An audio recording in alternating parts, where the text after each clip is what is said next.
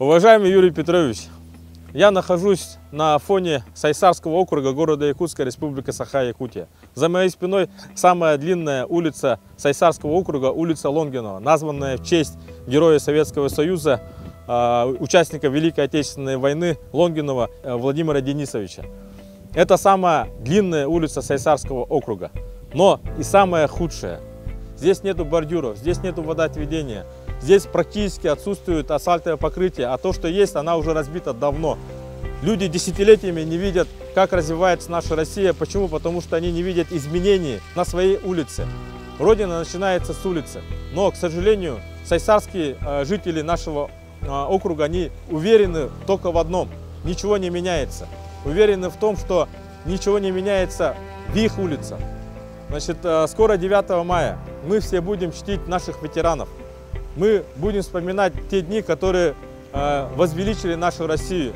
Но в то же время в городе Якутске осталось только 16 ветеранов. И нам как-то надо объяснить нашим детям, чтобы они уважали этот день, уважали нашу победу великую.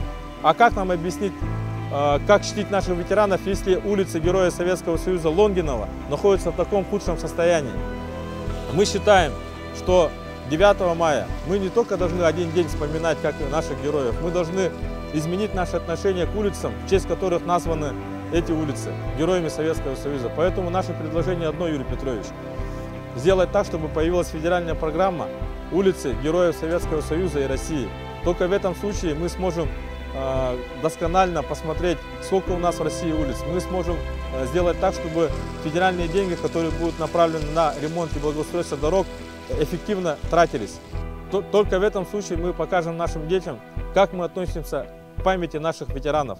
Федеральная программа улицы Героев Советского Союза и России должна появиться для того, чтобы отвечать требованиям нашего президента Владимира Путина.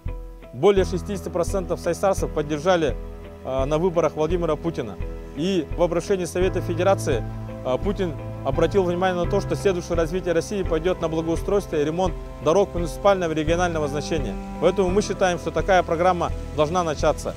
Родина начинается с улицы. Юрий Петрович, поддержите появление такого проекта. Надеюсь, это обращение увидят наши друзья, коллеги, жители Дальнего Востока и поддержат этот проект.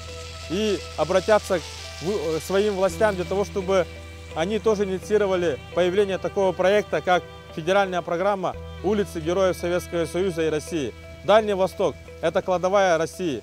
Мы должны здесь жить достойно.